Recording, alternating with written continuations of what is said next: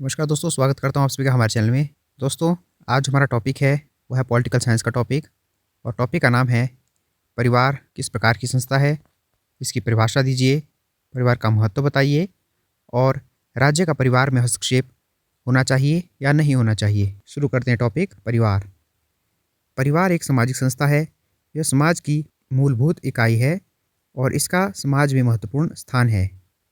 परिवार की मुख्य बातें इस प्रकार हम कह सकते हैं। परिभाषा: परिवार साधारणतः पति पत्नी और बच्चों के समूह को कहते हैं। यह रक्त संबंधियों का समूह है जिसमें विवाह और दत्तक प्रथा स्वीकृत व्यक्ति भी सम्मिलित हैं। महत्व: बच्चों का जन्म और पालन पोषण परिवार में होता है। बच्चों का संस्कार करने और समाज के आचार व्यवहार में उन्हें दीक्षित करने का काम मुख्य रूप से परिवार में होता है। अर्थात परिवार एक सामाजिक संस्था है जो कि समाज की एक मूलभूत इकाई है। इसमें पति पत्नी और उनके बच्चे शामिल होते हैं। और परिवार का महत्व इस प्रकार से है क्योंकि जो बच्चों का जो जन्म है और पालन पोषण होता है वह परिवार में ही होता है। और बच्चों को जो आरंभिक शिक्षा और जो संस्कार है, आचार व्यवहार है, वो भी परिवार से ही सीखने को मिलते हैं। अब आते हैं, हमारा मेन टॉपिक था राज्य का परिवार में हस्तक्षेप।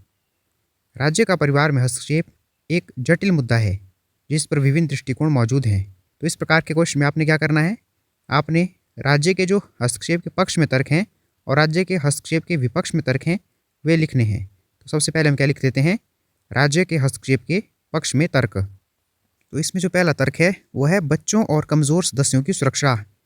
राज्य को उन मामलों में हस्तक्षेप करना चाहिए जहां परिवार के भीतर बच्चों, महिलाओं या बुजुर्गों के साथ दुर्व्यवहार या हिंसा हो रही है। यह कमज़ोर सदस्यों के अधिकारों की रक्षा करने और उन्हें सुरक्षित वातावरण प्रदान करने के लिए आवश्यक है। अर्थात राज्य को परिवार में कब हस्तक्षेप करना चाहिए, जब परिवार के अंदर जो बच्चे हैं, महिलाएं हैं या बुजुर्ग हैं उनके साथ दुर्व्यवहार या हिंसा की जा रही हो। अगला पॉइंट है सार्वजनिक स्वास्थ्य और कल्याण। राज्य सार्वजनिक स्वास्थ्य को बढ़ावा देने के लिए परिवार के भीतर कुछ हस्तक्षेप कर सकता है, जैसे कि टीकाकरण या संक्रामक रोगों के मामले में। यह समाज के समग्र कल्याण के लिए आवश्यक है। अगला पॉइंट है कानूनी और नागरिक अधिकार। राज्य को यह सुनिश्चित करना चाहिए कि परिवार के भीतर सभी सदस्यों के कानूनी और नागरिक अधिकारों का सम्मान किया जाए। इसमें विवाह, तलाक और संपत्ति के अधिकार शामिल हैं। अर्थात राज्य को परिवार के कानूनी और नागरिक अधिकार में हस्तक्षेप करने का अधिकार होना चाहिए, भी इसके पक्ष में तर्क दिया जाता है। अब आते हैं इसके विपक्ष में तर्क। राज्य के हस्तक्षेप के विपक्ष में तर्क। तो पहला तर्क है इसमें पारिवारिक गोपनीयता और स्वायत्तता। कई लोग मानते हैं कि परिवार को अपने निजी मामलों में स्वायत्तता होनी चाहिए और राज्य को अनावश्यक रूप से हस्तक्षेप नहीं करना चाहिए। पारिवारिक संबंधों में राज्य के हस्तक्षेप से विश्वास और सामंजस्य को नुकसान पहुंच सकता है। अगला पॉइंट है सांस्कृतिक और धार्मिक विविधता। विभिन्न संस्कृतियों और धर्मों में परिवार की संरचना और कार्यप्रणाली में भिन्नता होती है।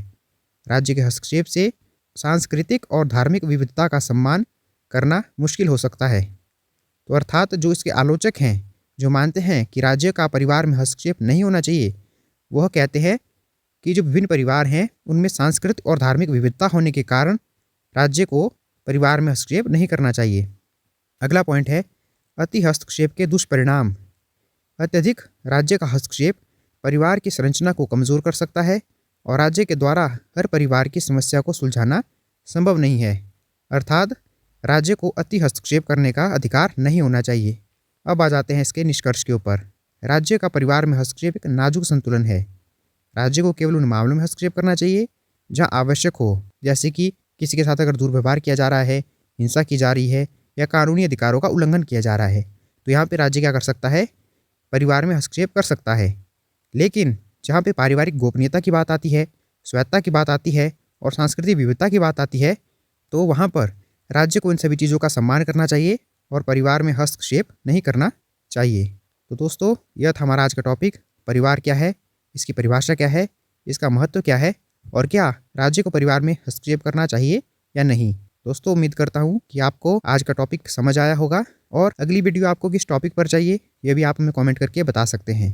वीडियो अगर पसंद आई हो तो इसे लाइक करें, शेयर करें और चैनल को सब्सक्राइब करें। धन्यवाद दोस्तों।